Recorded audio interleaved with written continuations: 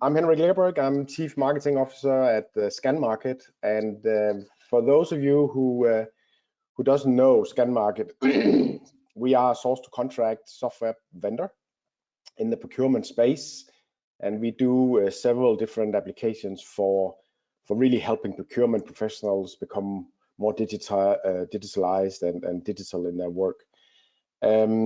Before I really, let's say, kick everything off, please note that you can actually ask questions in the chat panel that is part of the, let's say, the webinar software here, so use that. And if we don't have the time to cover all the questions today, we will send them out, the answers in the FAQ later on. So really introducing this theme that we have chosen today about the case to ditch underperforming software. It's actually something that is more relevant than ever, we feel. We speak and see and meet a lot of clients, and especially in these economic, let's say, conditions or climate that we are all going through these years with COVID and inflation and maybe a recession coming. There is a lot of, let's say, attention to every budget line in every company's budget, and especially also, of course, the software stack or the tech stack in general. And in order really to figure out, right sizing and optimizing that stack or replacing software vendors, we thought this theme would actually be relevant both to procurement people, but also for procurement people to help their businesses to, let's say, have a process and have a method of actually, let's say, assessing whether you should stay with your incumbent software vendors or you should actually replace them with something else, both from a TCO perspective, but also from an efficiency and you say user retention, user satisfaction perspective. We will come back to that. That will be pretty interesting. So with that being said, I will say a warm welcome to you, David Piazza from Infotech and SoftwareReviews. Please introduce yourself. Thank you, Henrik. Great to be here, and thank you for having me. So my name is David Piazza, and I run the SoftwareReviews division of Infotech Research Group. I've been in the tech industry for about 25, approaching 30 years now, working with organizations to help them understand their current technology needs, select and compare software, and make sure that they're operating most effectively. So really happy to be here and talk about a little bit about how we help organizations understand, prioritize, and fix their broken software technology stacks.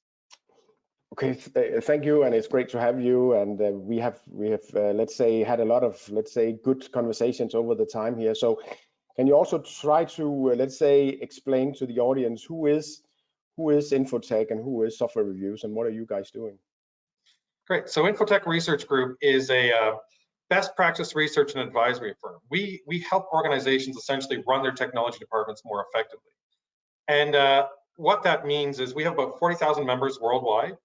We've been around for about 25 years, and we tend to really focus on execution type conversations. So we're not just talking about, let's talk about what's going to happen 20 years down the road with quantum computing, but really trying to understand the problems that they're having today and work through with them with what we call blueprints, step-by-step instructions how to solve a technology problem.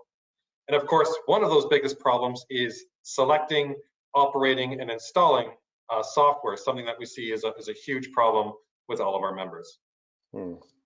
So you are, as both you individual, but also your group, you're working with technology leaders on a daily basis, right? And advising them on software strategy and really, let's say, take action on let's say, issues and challenges they have. So what are you seeing with let's say, your members? Yeah, great question. Look, I've personally been at Infotech for 10 years, and during that time, I have talked to hundreds, if not thousands, of customers about their software and technology problems. And what we really understand, and I don't think this is any secret, is that the world really runs on software. I've struggled to come up with any job that doesn't require software to run it. From my first job at Burger King, when I used to flip hamburgers, we still ran on POS software to select, to take our orders in. People driving around in garbage trucks are using them to control where they go and the routes to pick up trash. Every single job that we know of runs on software. And in fact, it's now grown to a $500 billion industry worldwide, growing at 11% globally. So it's continuing to grow and expand in terms of influence and importance. Now, more pragmatically, when we talk to our 40,000 members and we ask them to rank all the things that IT delivers to them, the software application stack, the business applications we have, is the 5th most important service that IT delivers, behind only things like network and infrastructure and service desk. And even when we talk about their budgets, about 25% of all spend goes towards supporting licenses and maintenance costs. So it's not only a huge part of running your business, it's also a huge cost, as you mentioned, as part of the organization. So tremendous import and tremendous importance within every single organization we talk to. So it sounds like there is some kind of incentive among your members, but why aren't organizations then, why are they not switching? Why are they not changing? Yeah, the problem that we see is that while software is really important, unfortunately, when we talk to our members, a lot of users just aren't that happy with their software stacks. And in fact, we looked at, again, we poll our members, they only express an average of 72% satisfaction with their business applications. And this is one of the biggest problems we see, and it's one of my biggest frustrations, is that we tend to just accept that because we're just worried about the cost of switching. We're worried about moving. And one of my biggest beliefs is that I really want to stop having bad software happen to good companies. It's one of the biggest things that we're trying to fix at Infotech Research Group. So this sounds it sounds bleak. So is there any, let's say, any light at the end of the tunnel, or any, let's say, optimism in the horizon? Yeah, and let's talk about why people are sticking with this bad software. Look, we know it's hard to make a decision to switch. Oftentimes, your ERPs, your large-scale software packages, they're invested in a lot of your business programs. A lot of people are using them. You're spending a lot of money, and it's a really difficult decision to switch. But as I keep telling people, inertia is a terrible reason for making a business decision. Just because it's hard is not a reason that we should stick with software that we're unhappy with. And again, we see that when we look at all the things that organizations have to deal with, we see that the impact of going through a selection decision, it's about competing priorities. It's about, when do I want to go through this process of selection? Selection is not easy. Selection takes up a lot of time. You've got competing priorities. You've got all the business processes that are integrated with your software. And so it becomes this real problem to get the ball rolling, to get the organization ready to want to try and switch off their software. And so it becomes a tremendous problem that we see in these bad software or underperforming software programs just tend to get worse and worse, but the longer you leave them, the more embedded they get in your organization. And again, this just ends up that we become really complacent and just accept this mediocrity, accept this dissatisfaction, and just continue on with really no potential hope in sight. And again, this is a real problem that I see that we need to help our organizations and our business users really feel that they can help and help them make that decision to switch. But how do you then, let's say, advise and help your customers, let's say, closing or having, let's say, making that leap into another world, or consider new or alternative platforms at least? And look, I think this is where, when we talk to procurement leaders, this is where I think we can take a little bit more of a leadership position to try and help that switch. Business users are often so focused on doing their day-to-day jobs and driving towards the revenue goals or driving towards the operational goals, that again, they become complacent and accepting of these underperforming platforms. And I think us as procurement leaders can potentially help them go through that process, go through that mind shift that yes, there will be a bit of short-term pain, but there is some benefits at the end of the tunnel. And so we've essentially looked at building a framework for how we can help organizations make that decision to switch. And it really comes down to these 4 stages here. The first thing is that we want to identify what those opportunities are. There needs to be some sort of objective way of measuring dissatisfaction. This is not a bunch of water cooler talk where people are complaining about their ERP or their CRM. This is about some sort of metrics where we're quantifying and identifying what those gaps are, and then prioritizing which applications potentially have the most impact and most benefit. It then goes through some process of evaluating that software. So looking at what are those gaps, what is the actual opportunity there? It may be that an underperforming software, there aren't that many better opportunities out there, so we're going to stick with it. It may be that this underperforming software may not be as important as moving into some other places, or maybe just that there's it's just not the time and readiness for it. The next thing that we want to do then is start building a business case. And I'm not talking about a 100-page business case going through every details, but some sort of understanding what those key metrics are, what the key value is going to be, and what is the opportunity of moving off of that software. And then the last thing we look at is then what is that optimizing selection methods. Look, I've gone through software that's been hundreds of millions of dollars ERP selections. I've gone through point solutions where we're literally buying on a credit card. And the same selection methodology does not apply to all.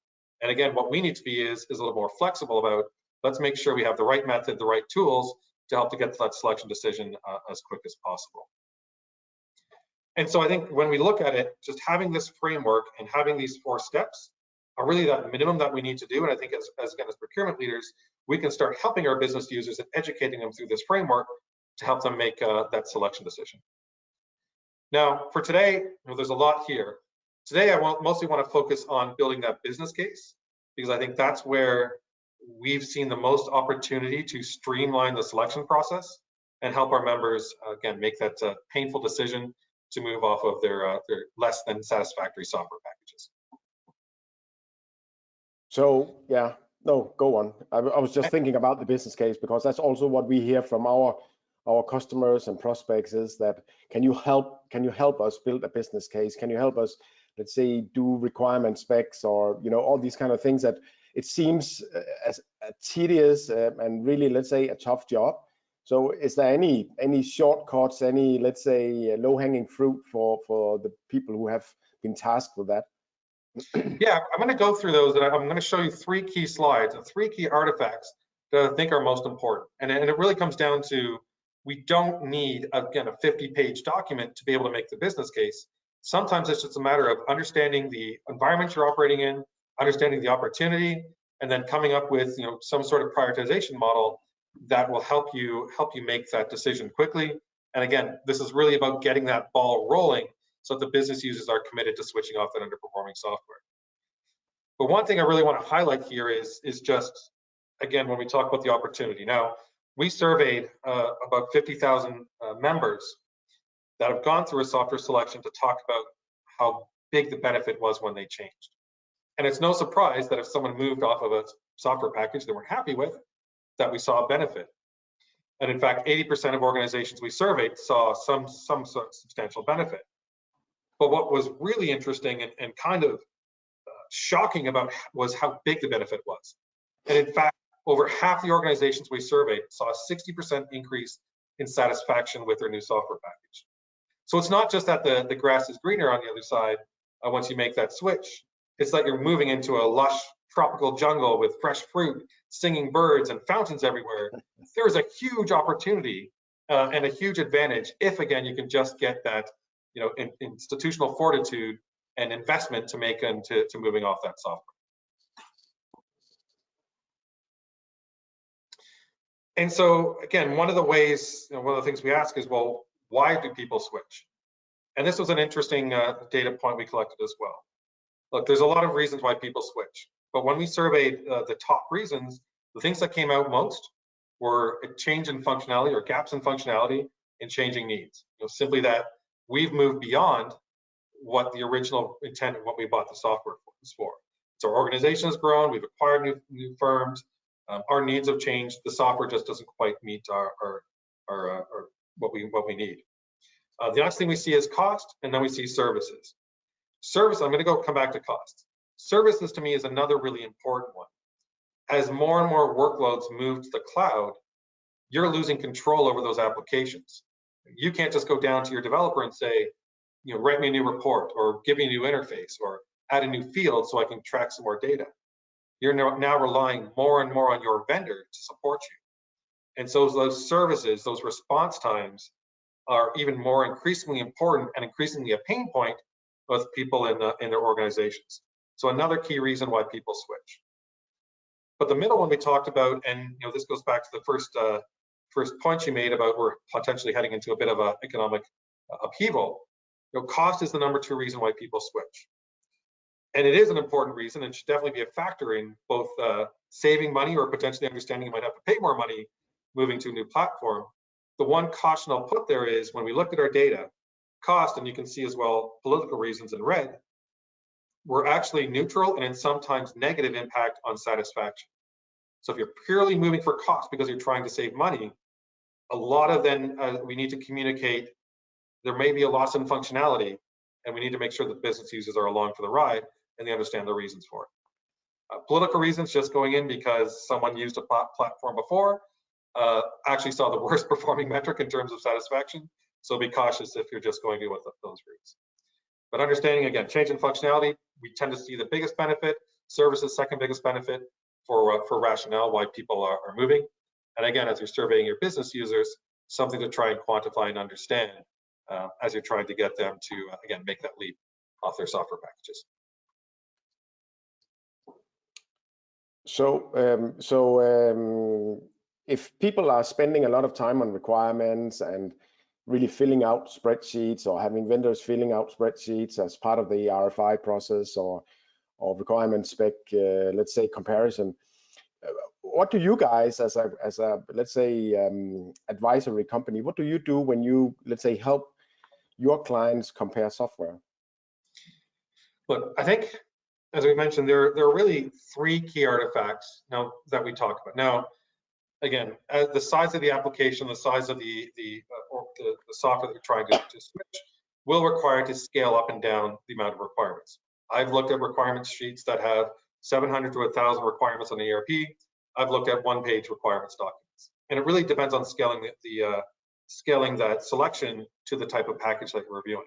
Yeah. At a minimum, and this goes back to that business case, I think there are 3 key artifacts that you need to understand when you're going through that selection process.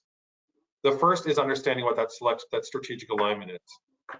Look, if you want to make the case for buying new software or keeping software as we're going through, again, potentially rationalization exercise, you need to understand how it connects to the business goals.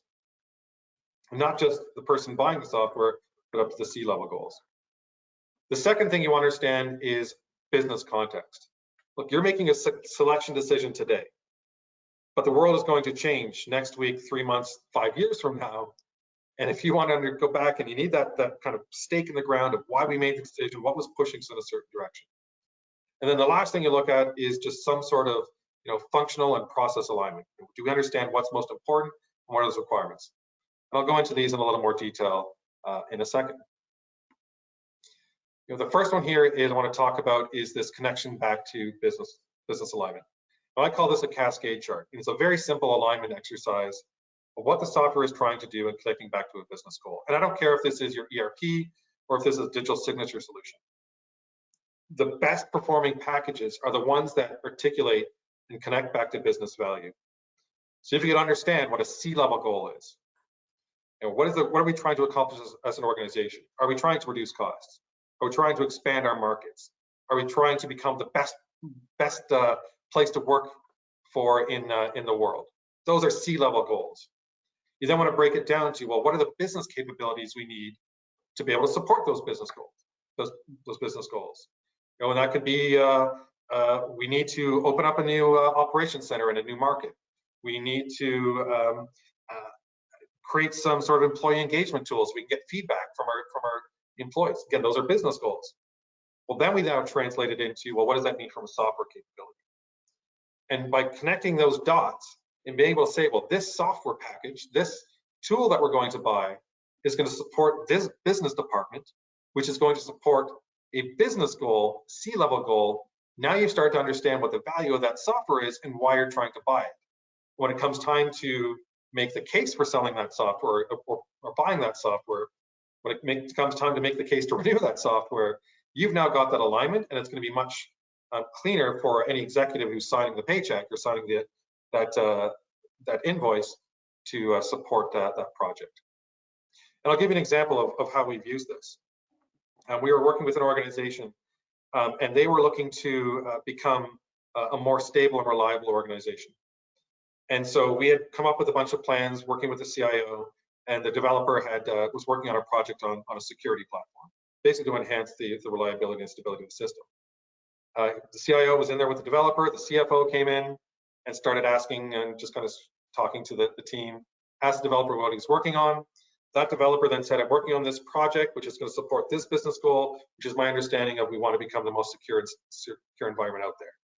And it made the CIO look like an absolute rock star because they were able to connect and had his, junior developer was able to understand the business goals that they were trying to operate in and clearly identified his value in that project. So a really great win for him. The next tool that we want to work on is, I call this business context model. And what this is, again, is trying to be that stake in the ground of why we're making the decision today. Because look, your needs are going to change, and what you don't want to have is halfway through a selection decision or a year down, people going back and asking, why did you make that decision? So what we want to understand is, first of all, in that middle there, again, what is that business strategy? Again, what are those C-suite level goals, organizational level goals? And we want to understand on the left side, environmental factors. Are there any elements that are pushing us to make a decision? Changes in regulation. Are there changes in cost? Are we seeing a recession coming through? Are there changes in our demographics with our organization? Elements that are pushing us in a certain way. Contrasted with those organizational goals, which are pulling us in a certain direction. We then want to understand technology drivers. Are there certain things that are contributing to this decision? Is it an aging tech stack? Is it we're looking for better rationalization? We have issues with data integration or data quality. What are those pain points from a technology perspective that are enabling us or limiting us? And on the top, understanding the business drivers. Again, what are those metrics that we're trying to look at? And from a departmental level, a little bit level down, what are those departmental goals? The people that are going to primarily use this software, what are they trying to accomplish? You add in some barriers, so understanding of cost limitations, resources, etc. Compare that with enablers, things that are helping you, key stakeholders that are pushing you. That again sets that environment and allows us to understand again why we made the decision today and what was pushing us in a certain direction. And I find again this is really important as people churn and as things go down the road. It's important to look back at again why we made the decision, what was influencing us to make this decision in the first place. The last tool we'll look at is basically a framework for quickly assessing and prioritizing your business processes. And this goes back to look, I see so many requirements documents where we are so granular and so literal that it becomes almost a waste of time. If you're selecting a payroll solution, you don't need to ask whether the platform is going to track people's name, rank, and serial number. It absolutely will. You need to focus on what's most important to you and what's differentiating about you. And so what I like to start on, and the other pain point I see is down the road in a selection process, if you haven't done this prioritization up front, you can enter a problem where stakeholders will start trying to change the priorities. So what you want to understand is, what are the most important processes we're trying to look at? Where are the places that we're going to hold the functionality the most stable, the most sacred? We're not going to bend on functionality on this process, but we'll bend on other places. And you also want to get an understanding of what's not working today. So what I look to look at is just first of all, just looking at an operating model.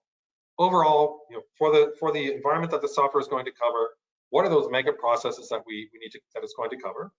Those top level processes, and below that, what are the sub processes underneath? And we simply start by looking there, and I just use a simple prioritization model. First of all, let's look at the maturity. How well is it operating today? Is it green? It's working pretty good? Great, then maybe we don't need to change anything. Yellow, that's okay. Red means that it's not working very well today at all. And then we look at a very simple prioritization scheme. What is most important to the organization? What are the ones that most contribute to our, again, driving those C-level goals? And by simply adding in some metrics here, you're going to get alignment to what are those most important processes that we need to focus on. What are those most important, and what are those ones that are failing or not working the most?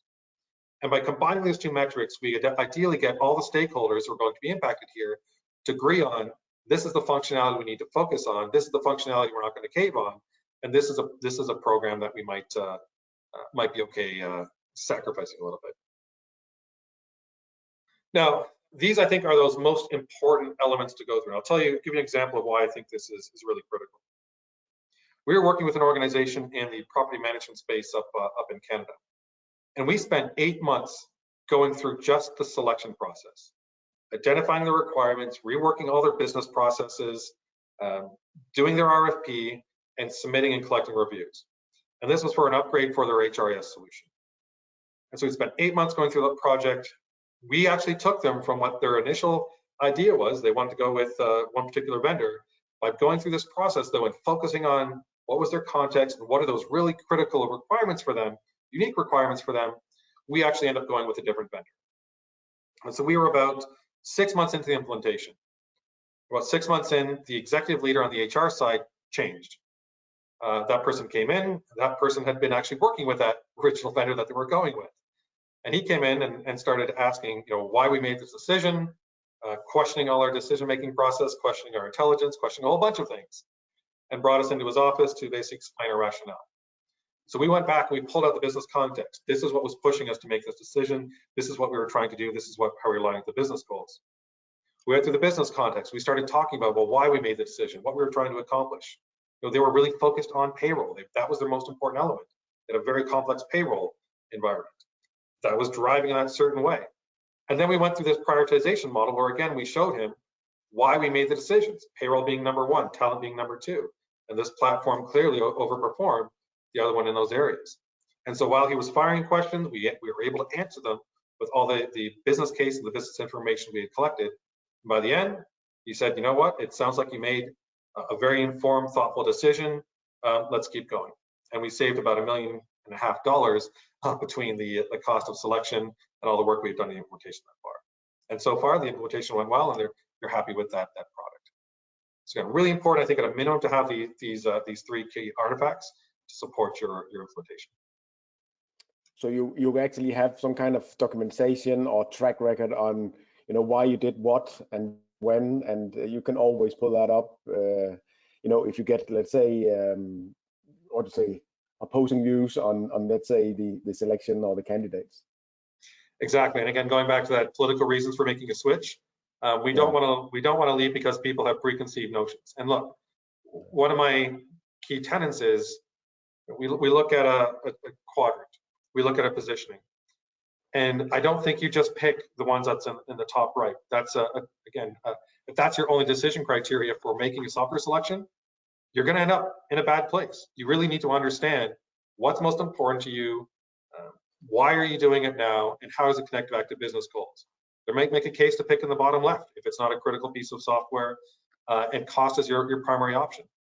But you really need to understand why you're making that decision, and I think having that framework, not just for the selection, but 1, 2, 3 years down the road, will frankly help us as both procurement officers and as business users who are involved in that decision, so we're not questioned as to our business intelligence and ability to make decisions.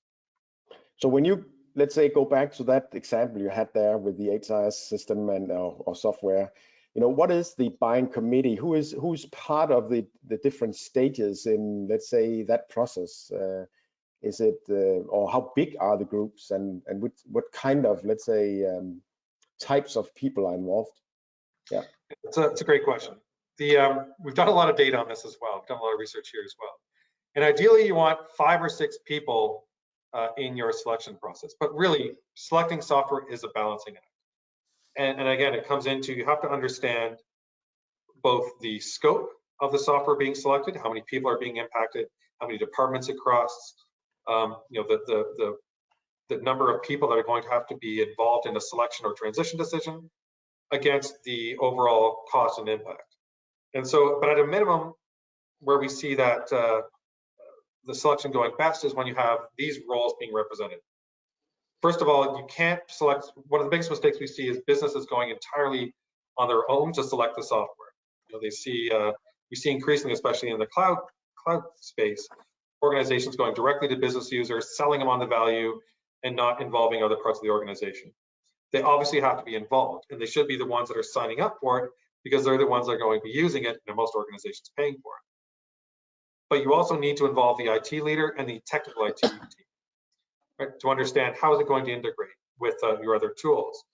They're going to be the ones that are going to have to support it and take those first line support.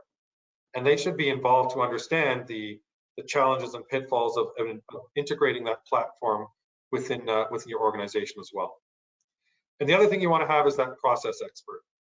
So while the business leader might be the one making the decision overall why we need to invest here, making sure those people that are on the ground, the ones that are in the weeds, that are currently doing that problem, bringing them in at that selection phase helps involve them in that decision, make sure they're supported, and actually start some of that change management issue right at the beginning.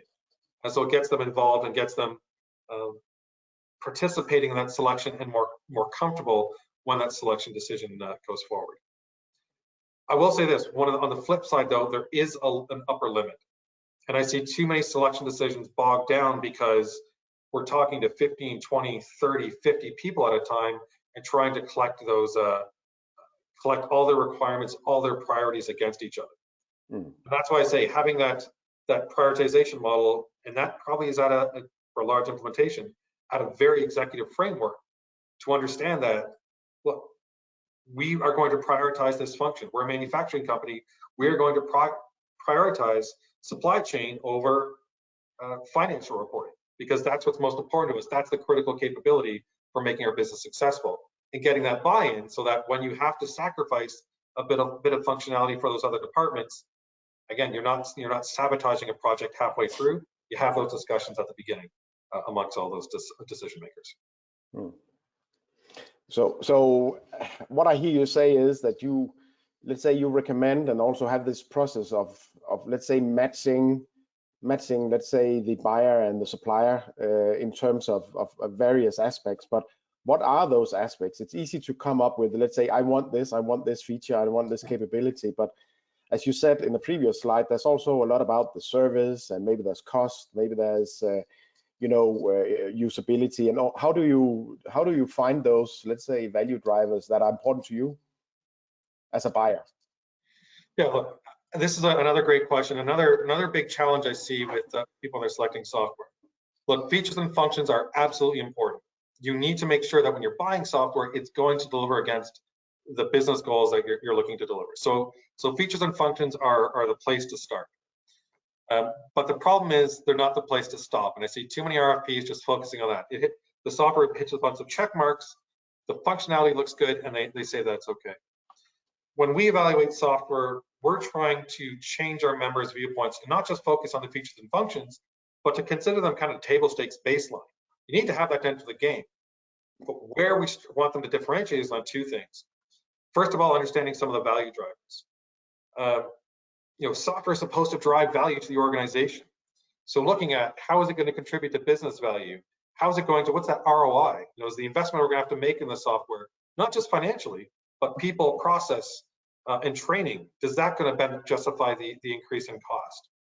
Is this software something that people recommend? You see other people using this software, and is that showing that they're driving value?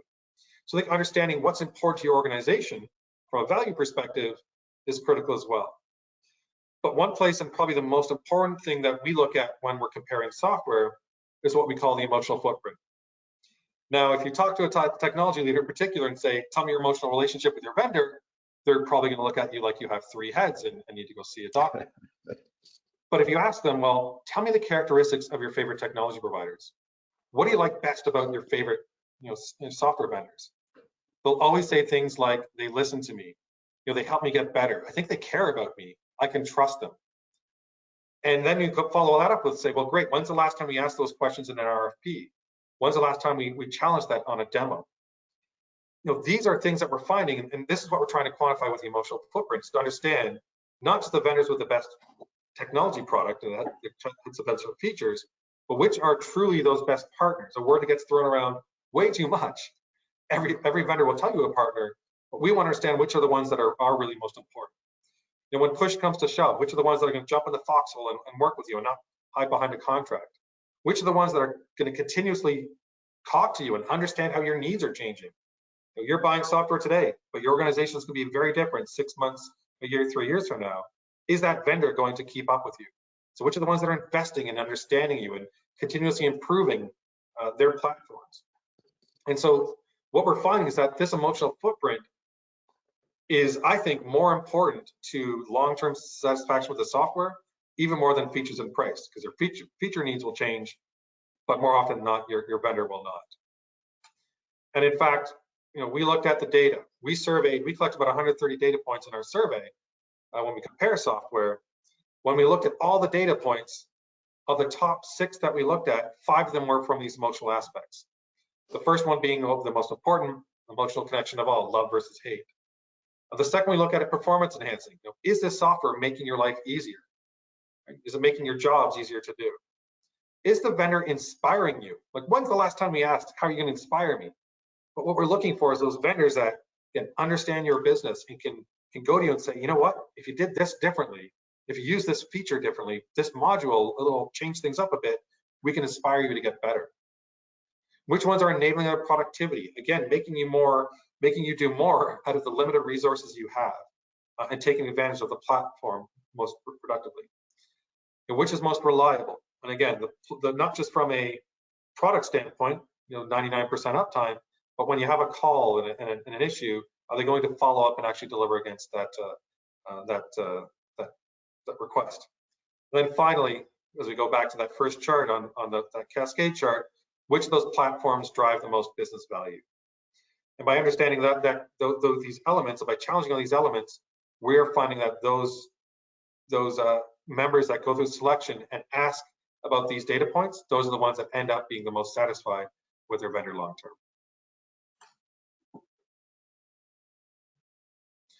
So one thing we look to recommend then is taking a little bit of power back in that product demo. Too often we'll see vendors will really lead the product demo, focusing on those features, and even focusing just on the features that they are most strongest with. So they'll go through a bit of a dog and pony show, showing what they're great at, but not necessarily aligning to what your specific needs are. So we have a few ideas about how to change those product demos, change those POCs into something that's a little more valuable for you. The first thing that we see is, do your research. Look at review sites, talk to references, read reports, and really push on not just what you need them to do because to meet your business requirements, but push on any shortcomings that come up. If you see some trends that are coming up in review feedback, push them on it. Make sure you feel comfortable. Make sure that you understand, again, what you're getting into, not just from a technology standpoint, but from a relation standpoint as well. The second thing is on that demos, again, don't let it just be a free-for-all.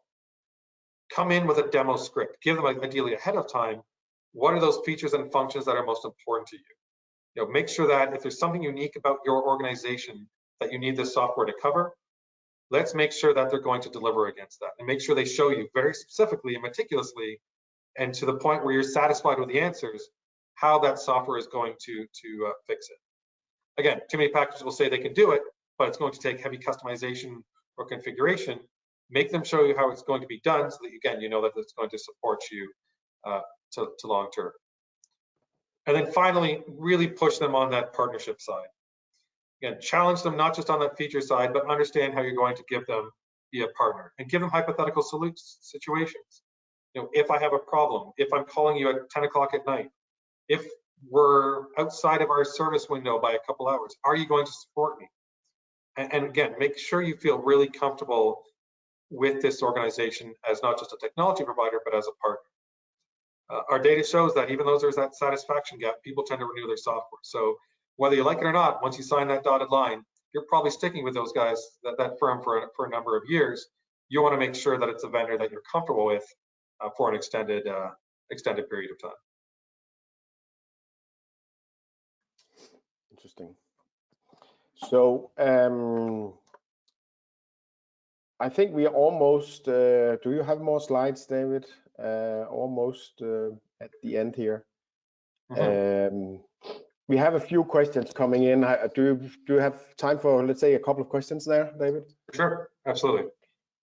I can see, yeah, we need to find something that you didn't touch on really. There's a Brian here who says, what are the trends you see with regards to companies changing software? Is there any, let's say, is there a trend? Is there a profile? Is there any, let's say, characteristics about, companies switching? Yeah, I find that organizations are changing for a few reasons. And I've seen this cycle now over a number of years.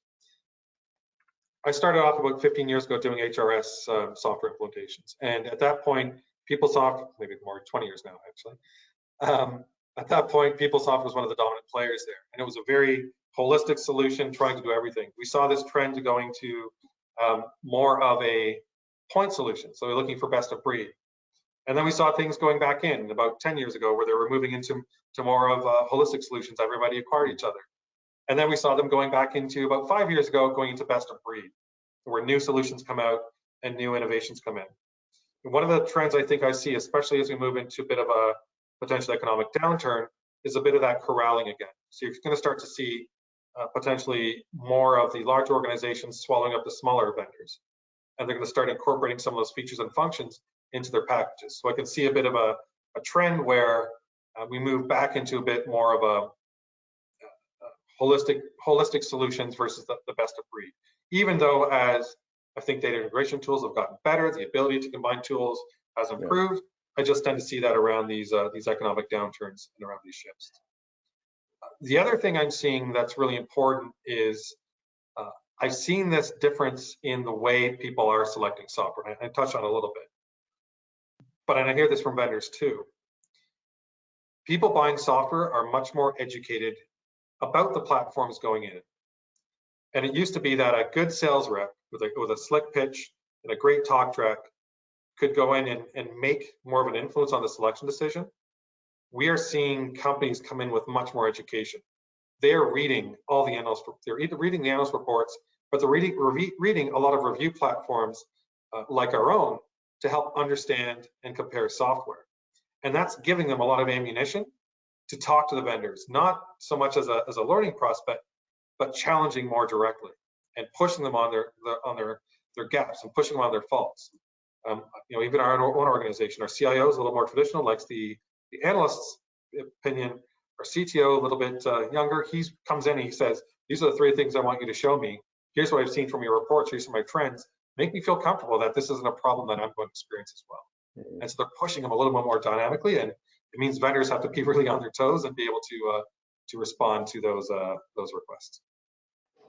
Yeah, that's interesting. Maybe to add on to Brian's question here is, who is initiating the change right now, or in these, let's say, COVID times or inflation times and so on?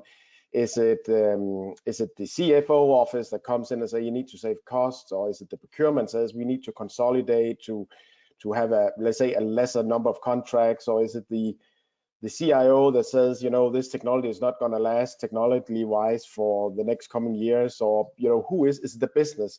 Can you feel that when you speak to clients? Yeah, I think it's primarily it really is a combination of the business and the IT. But I see a bit of a mix there. I think the business users tend to come in with new requests. We see that a lot where again, they've seen a sales pitch, they've seen a demo, and they said, oh, the shiny object, I need that. And they want to be able to bring it in. And so it's not so much this is again where I see a problem. They don't want to replace their larger packages very infrequently, not enough to my opinion, because they understand the complexity of replacing their base platforms. So instead they'll come in and say, I want to augment a gap here with a point solution. And that's where you end up with these kind of Frankensteins of either customizing the heck out of their established platforms, or all of a sudden you have 14 different things plugged in, increasing your cost, increasing your complexity, and still potentially not doing everything you want it to do. And that's why, again, I think as procurement leaders, we should be looking at these stacks and saying at some point, there's diminishing returns. We need to start looking at, if the base platform is not performing as it should, then we need to actually look at wiping out the whole thing and starting anew with a more robust, holistic platform. So I think it comes from the business users a lot. The IT users, I find that IT people like to just solve the problem, so they'll try to solve it with what they have, and not be as much involved in saying, hey, we know it's bad, here's some other alternatives. And again, I think there's an opportunity for the IT leaders as well to become more business enablers by focusing on understanding the business needs and making recommendations of when and how the right time to move off a platform is. Yeah. Okay. No, I think that sounds really, let's say, as a real, let's say, a challenge there for a lot of, let's say, the stakeholders in there. There's one more question here that I think is interesting from Preet. It's actually, maybe you don't want to, let's say, answer it. It says, what are the biggest mistakes you've come across? And I guess he's referring to, let's say, a selection process, or let's say replacing existing software. Yeah, great question. Again, I think the biggest mistake people make is, again, just going to a report and saying, I'm going to pick that one because people say it's good. We had an organization that did that with another HR platform, and they spent 1.5 years trying to implement it, $1.5 million, and basically came to us and said, this is garbage, why, help us pick a new one. Now, at the end of the day, we went through taking those backward steps of what is it trying to do? What business goals are you trying to support? What is the context? Why are you doing it now? And understanding that functionality gap. Eventually, we ended up helping them implement that platform because it was a good one. It did everything they want, but they didn't understand the reason they were buying the software in the first place, and were unable to connect it back to a goal. So not understanding why you're buying it, why now, what it's supposed to do is probably the biggest mistake we see people make. And whenever they say, what am I buying? What software should I buy? The first thing I'll ask is why and why now. If they can't answer that question, I'll take them back to that discussion of let's understand the business case and strategy for it. The second, for more pragmatically, I would say that the second thing they do is can focus too much on the features, and they'll get wowed by a demo of some really cool features, really cool capabilities that they may never buy or never use. And so you end up having all this great functionality that is just shelfware that you might be paying for, that you're not ready to or capable of using. And so again, what is the functionality supposed to do? What's most important to you? I do think vendors should show you additional capabilities and get you excited about it, but you have to sign off on, is this something we're going to use, and get that business user bought into it. Because if they're not bought into it, then they're not going to be the ones using it, and you're just going to be paying money for something you don't end up taking advantage of. Yeah. All right, I think that's perfect. I can see time is flying, and we try to, let's say, aim for a 45-minute session here. Before we close, we will send out the recording to you guys, and we will also, let's say, follow up on the rest of the questions that have been coming in and send those out.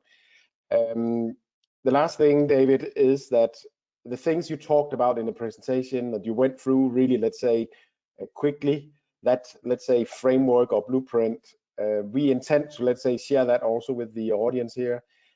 Can you give, like, say, 30 seconds introduction to what that, let's say, entails? I know you have some examples in there and so on. Sure. Yep.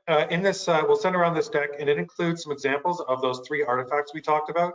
The cascade chart, business context, and requirements priority, so you can see what they look like filled out. Again, they're very simple templates, but I do think they're absolutely critical for helping understand the context of why you're making a solution. The other document it provides you for is we went through a research project where we went through the process of how people need to make that decision to switch. Look, we know switching is hard. We know it entails a lot of complexity, a lot of time, a lot of investment, but we do think that the benefit is there. So we've built a framework to help both business users and procurement leaders help the business make that decision to switch with all those steps we talked about, with some additional frameworks and additional context around it. So again, we hope it will help you enable your organizations to, again, get off those underperforming platforms and improve your operations.